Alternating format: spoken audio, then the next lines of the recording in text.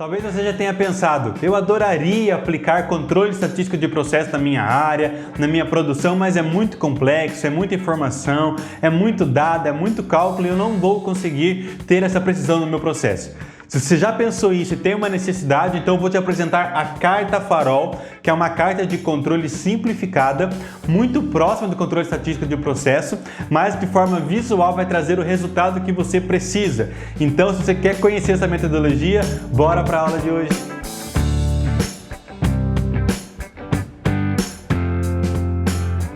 Oi gente, seja bem-vindo aqui ao canal do 3Ens, é uma satisfação te receber aqui. Eu sou Tom Trindade e saiba que a nossa sala virtual está aqui de portas abertas e sempre disponível para te trazer ferramentas de gestão, de processos, gestão administrativa, gestão industrial de forma geral, enfim, diversas ferramentas que você pode encontrar aqui no nosso canal. Então convido você já a se inscrever, a ativar a notificação do sininho para receber aí sempre um sinal quando o nosso canal estiver colocando um material novo, um conteúdo novo para você poder analisar e estudar com a gente. Então hoje vamos falar um pouquinho de Carta Farol. É um tipo de carta de controle de processo que trabalha ali na mesma mão do controle estatístico de processo, as cartas CEP que nós conhecemos. Porém, ela é mais simplificada e mais fácil de aplicar, porque ela trabalha bastante o controle visual e as minhas decisões já podem ser tomadas de forma mais imediata, sem precisar, por exemplo, de um cálculo de capabilidade de processo, de um cálculo estatístico aprofundado para tomar decisões. Então ela é uma ferramenta que já nos ajuda a entender e trabalhar de forma preventiva. Qual a definição que nós encontramos, né? É um tipo de carta de controle estatística, porém de forma simplificada, e este simplificado é de fato o que nos atrai no processo, porque é fácil de aplicar e você tem decisões rápidas a serem tomadas para obter maior controle da variação do meu processo, que é exatamente a função do controle estatístico de processo, o CEP. Porém, na Carta Farol, isso é mais simplificado. Quais são as vantagens que nós encontramos de aplicar uma Carta Farol no meu processo? A primeira delas, que eu já disse, é não exigir cálculos complexos, como, por exemplo, o cálculo de capabilidade, né, que é muito conhecido aí para quem estuda engenharia, cálculo de processo, área de projetos, quando você precisa de fato comprovar que o seu processo tem capabilidade segura, é capaz de produzir uma repetibilidade dentro da conformidade esperada. Porém, na Carta Farol você não aplica, não precisa aplicar esse nível de complexidade com cálculos. Uma outra vantagem é o controle definido visualmente. Como ele tem uma divisão por cores, e por isso se chama Carta Farol, ele tem ali uma divisão verde, amarela e vermelha geralmente aplicada, você sabe visualmente como que está a saúde do seu processo, como que está o comportamento dos resultados do seu processo. E também ela é uma ferramenta preventiva. Por que preventiva? Porque através da observação você consegue tomar uma decisão e corrigir o seu processo antes mesmo de ter uma não conformidade. Por quê? Porque ele tem esse viés, né, de estatísticas nos seus dados. Vou explicar aqui para você um pouquinho então do conceito disso. Primeiro eu quero saber, você já utilizou o Carta Farol? Já viu Carta Farol ou só trabalhou com Carta CEP? Então, de fato, a Carta CEP ela é um pouco mais complexa. Então, traga a Carta Farol para o seu processo se você tem essa necessidade. Muitas vezes, você tem demanda de algum processo que você ainda não conhece os dados, que você está tendo uma variação desconhecida. Então, é a hora de aplicar ali uma Carta Farol para trazer os dados ao conhecimento e você apresentar para a diretoria, para a gerência, para a liderança, a hora certa de corrigir e de aplicar. Qual que é o conceito dessa ferramenta, então, para nós entendermos, né? Então eu coloquei aqui o gráfico mais ou menos para você entender, né, como visualmente, né, não tenho aqui a caneta amarela e verde para te ajudar, eu escrevi aqui o nome das cores, então presta bastante atenção. O gráfico em si, ele trabalha da seguinte forma: eu tenho a divisão central, que é onde se encontra os meus dados de controle de processo, ou seja, se é uma área que você deve pintar, né? Aliás, aconselha-se pintar de verde, por quê? Porque os dados que estiverem aqui, os pontos que estiverem concentrados na área verde, são pontos ok, pontos sob controle. Ou seja, se o seu processo estiver trabalhando dentro dessa faixa, dentro dessa área verde, você pode ficar tranquilo. Opa, você bateu o olho lá e todos os seus pontos estão na área verde, opa, você está tranquilo, porque o seu processo está controlado, está estável e está conforme planejado, conforme esperado. Depois nós temos aqui duas faixas, uma na parte inferior e outra na parte superior, aonde nós pintamos, né, de amarelo. É a faixa de atenção. O que é a atenção? Os seus dados estão ok, porém eles podem sair fora da especificação se começar a concentrar muitos dados aqui, principalmente se forem dados crescentes ou, né, você percebe que os seus dados, os seus pontos de verificação se concentram aqui, é a hora então que você vai corrigir o seu processo para trazer de volta os dados para a área verde. Olha que interessante como fica fácil enxergar dessa forma.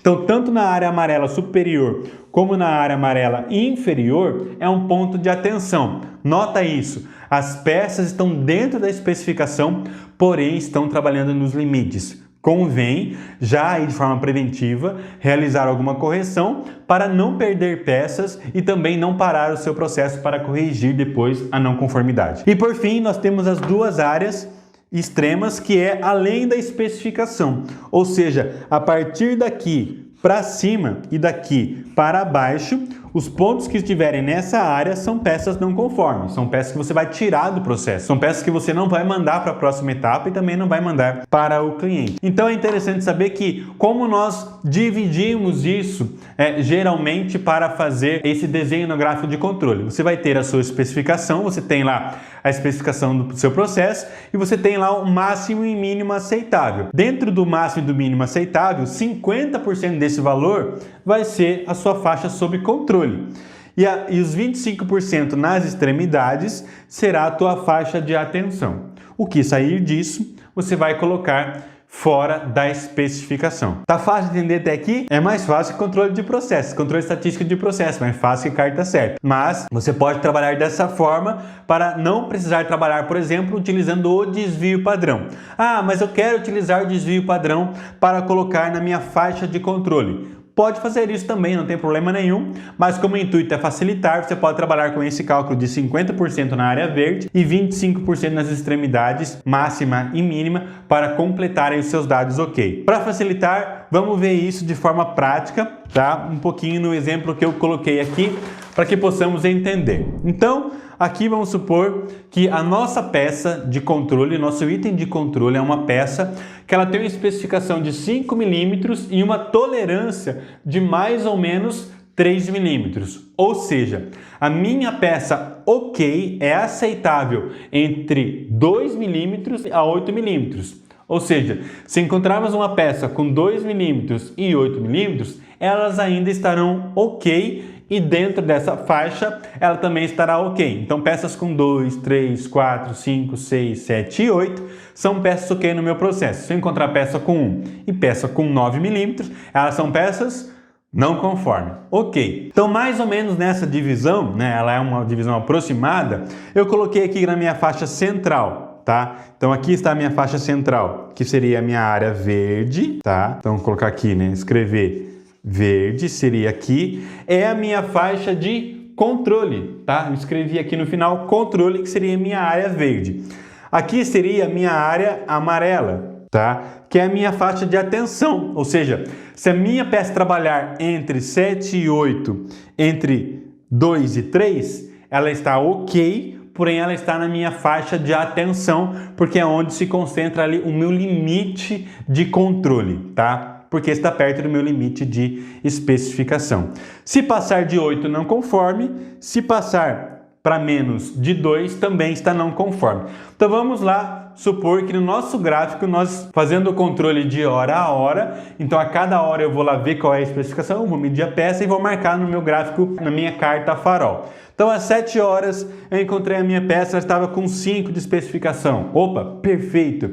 No centro da minha especificação, aonde eu quero que ela trabalhe. Ah, mas às 8 horas eu encontrei com 6, depois eu encontrei com 4, encontrei com 4 de novo, encontrei com 5, encontrei com 5, encontrei com 4, opa, encontrei com 3. Opa, encontrei com 3. A minha peça está boa ou está ruim? Pense, responda. Ela está boa, porém ela já está começando a entrar no meu limite de atenção, no meu limite de cuidado, a minha área amarela. Opa, então às 14 horas tive uma peça com 3, manteve com 3 às 15 horas. Opa, chegou aqui às 16 horas com 2, né? Chegando perto de 2 e às 17 horas chegou a 2. Estou no meu limite. Então veja que, olhando a minha carta farol, eu tenho peças boas, são peças ok, porém eu já estou no meu limite e ele está me mostrando uma tendência a sair fora do especificado. É muito provável que nas próximas horas a minha medição ela encontre peça fora do especificado. O que eu vou fazer aqui utilizando a ferramenta de forma inteligente? Eu vou trazer a especificação para dentro. Como? É a hora de colocar uma manutenção no meu processo. E com essa manutenção eu posso de repente começar a voltar a trazer as medições para dentro das minhas medições de processo e manter ela sob controle.